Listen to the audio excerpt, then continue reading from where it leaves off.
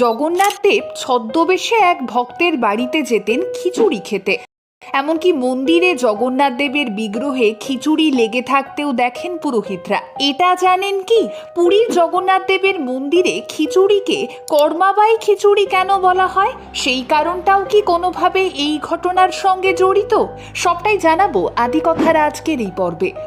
ওড়িশার বুকে অবস্থিত জগন্নাথ দেবের মন্দিরটি 1161 খ্রিস্টাব্দ নাগাদ প্রতিষ্ঠা করা হয়।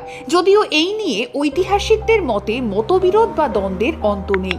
এই মন্দিরকে ঘিরে যেমন অলৌকিক ঘটনার শেষ নেই, তেমনি এই মন্দিরের ইতিহাস ঘাঁটলেই উঠে আসে বেশ কিছু কাহিনী, যা আজও মন ছুঁয়ে যায় ভক্তদের। শোনা যায় কর্মাবাই নামে একজন নিঃসন্তান বৃদ্ধা বাস করতেন পুরীতে।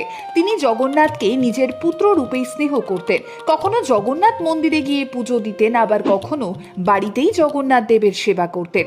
এরকমই একদিন কর্মাবাই খিচুড়ি রান্না করে বাড়িতেই জগন্নাথ দেবকে নিবেদন করেন, আর ভাবেন এভাবেই যদি রোজ তিনি প্রভুর জন্য খিচুড়ি বানাতে পারতেন। এমন সময় হঠাৎই এক বালক এসে উপস্থিত হয় কর্মাবাইয়ের ঘরের চৌকাঠে। সে জানায় সে খুব ক্ষুধার্ত।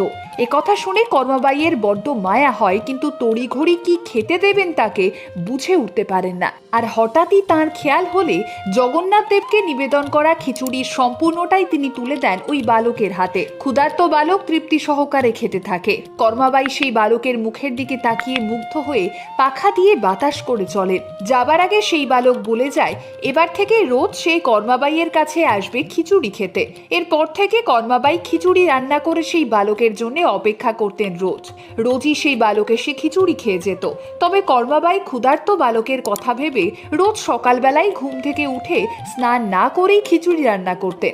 এরপর বালকের রূপ ধরে জগন্নাথ দেব স্বয়ং সেই খিচুড়ি খেতে আসতেন। এভাবেই চলছিল। একদিন এক সাধু কর্মাবাইকে স্নান না করেই খিচুড়ি রান্না করে জগন্নাথ দেবকে ভোগ নিবেদন করতে দেখেন। তিনি কর্মাবাইকে নিষেধ করেন, বলেন যে প্রভুর ভোগ রান্না করা এবং নিবেদনের আগে বিশুদ্ধ হওয়া দরকার। পরদিন সাধুর কথা মতোই কর্মাবাই স্নান সেরে নিয়ম মেনে যখন জগন্নাথ দেবকে খিচুড়ি ভোগ দেন, তখন বেলা গড়িয়ে মন্দিরে দুপুরের ভোগের সময় হয়ে যায়। এদিকে সকাল থেকে কিছু না খেতে পেয়ে জগন্নাথও ক্ষুধার্ত হয়ে পড়েন। কর্মাবাইয়ের খিচুড়ি হতেই ঝড়ের গতিতে সেই খিচুড়ি খেয়ে মন্দিরে ফেরেন। এবারে মন্দিরের পুরোহিতরা দেখেন যে জগন্নাথ দুপুরে মন্দিরে আর কিছুই খাচ্ছেন না, তবে তার মুখে খিচুড়ি লেগে রয়েছে। এমত অবস্থায় মন্দিরের পুরোহিত ধ্যানে বসে জগন্নাথ দেবের থেকে সমস্ত ঘটনার কথা জানতে পারেন। আর সমস্ত কথা শুনে মন্দিরের সকল পুরোহিতরা লজ্জিত এবং অনুতপ্ত হন এবং সকলেই কর্মাবাইয়ের কাছে ক্ষমা প্রার্থনা করেন। পাশাপাশি তাকে অনুরোধ করেন যেন তিনি আগের মতোই সকালে স্নানের আগেই জগন্নাথের জন্য খিচুড়ি রান্না করে ভোগ নিবেদন করেন। পরবর্তীতে কর্মাবাইয়ের মৃত্যুর পর রাজার নির্দেশে পুরীর মন্দিরে বাল্যভোগে সেই খিচুড়ি রান্না হয় এবং জগন্নাথ দেবের কথা মতোই সেই খিচুড়ির নাম হয় কর্মাবাই খিচুড়ি।